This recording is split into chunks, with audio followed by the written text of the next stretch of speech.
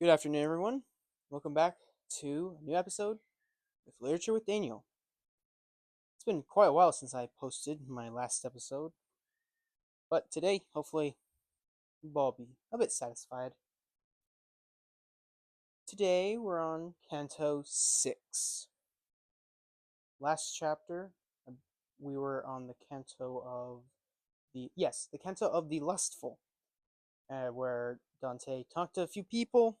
They they blamed love, and then Dante decided to swoon because he has so much pity that, well, he just decides to swoon. Now he's in the third circle of hell.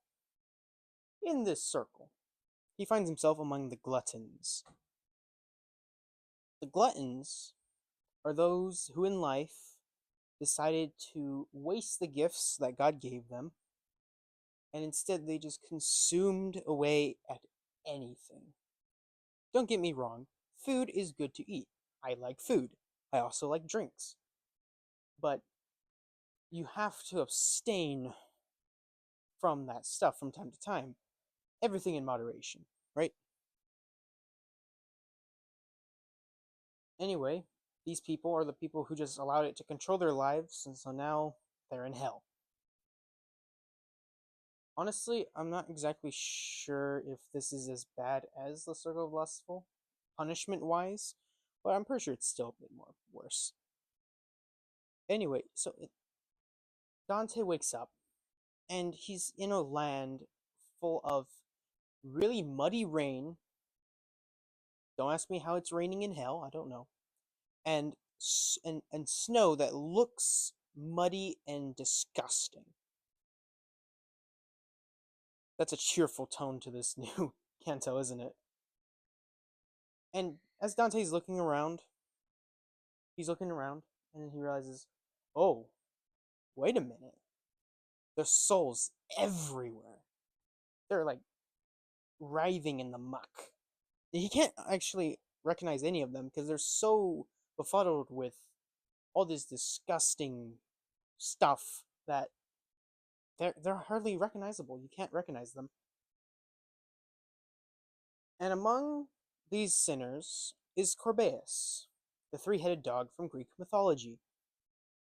Corbeus just goes around and he eats the souls, but they don't die.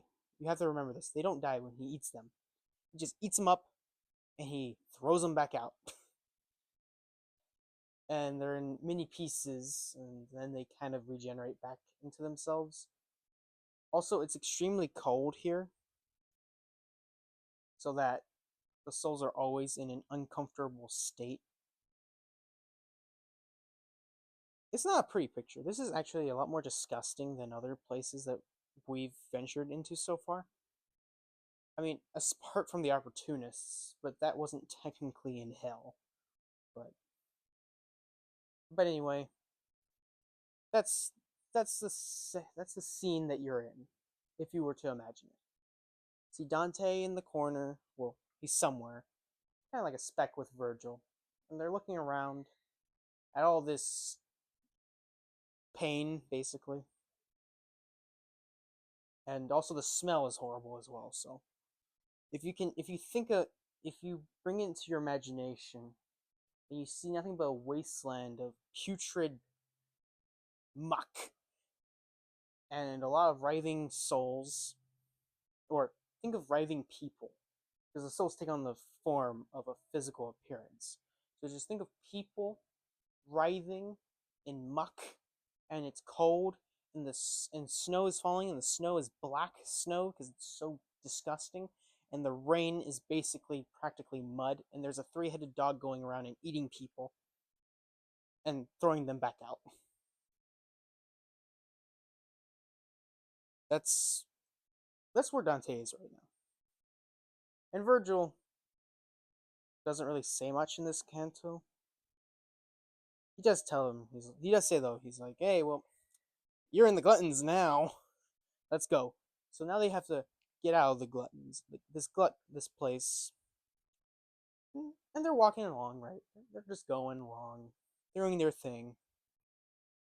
When one of the souls, out of the blue, he perks up his head and he says, "Are you Dante?"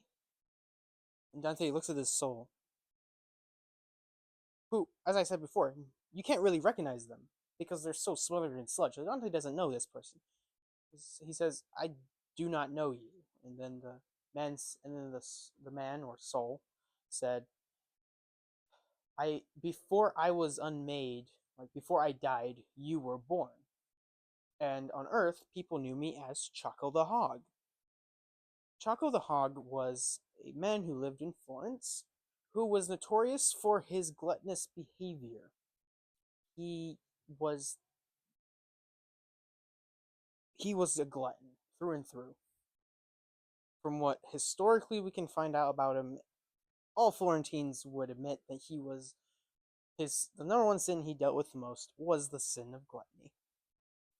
Horrible. Now he's in hell for it. Dante, once he realizes this, he's like, "Oh yes, you." He doesn't really show that much compassion like the two individuals in the circle of the lustful, but anyway, he's like, "Oh well, okay, you're someone from Florence, sorry." And Chaco's like, "Well, since you're here, I guess I can tell you something." Because for whatever reason, Dante decided to make it so that those in his fictional poem of Inferno, those in hell, can see the future, but they have no idea what's happening in the present nor in the past. On Earth, anyway. Which is weird because they're in the center of the Earth. But anyway, Draco says, "Okay, listen, I'm going to tell you a prophecy. You're not going to like it before, but I'm going to tell you it anyway." Remember in the first video I made that I explained that there was the black Guelphs, well, sorry, there was the Guelphs and the Ghibellines, and then the Guelphs became black and white, like political groups? Well, the black Guelphs and the white Guelphs did have a fight in 1300, and the whites won, but then the blacks came back and they just drove all the whites out of Florence. Since Dante's writing this in the time of 13, I'd say 1309 to 1321, he had the advantage of being able to make up his own prophecies, and they came true because they already happened. Because of course, this book is set in the time of 1300, before the huge fight happened. And so Chaco says, "Okay, listen, the whites will win against the blacks, but then the blacks will come back 3 days later, and then defeat the whites and drive them out of your beloved city." And Dante, being a white Guelph, he's like, "Oh no, that's sad news indeed." By the way, Virgil is kind of silent in this aspect. He's a guide. He acts as a guide. He does talk a lot more as the coming chapters come by, but we won't really see this until after they enter hell. Because right now, the first circle was limbo. It was just the place of no hope. Literally, that's it. That's your punishment. No hope of ever attaining heaven.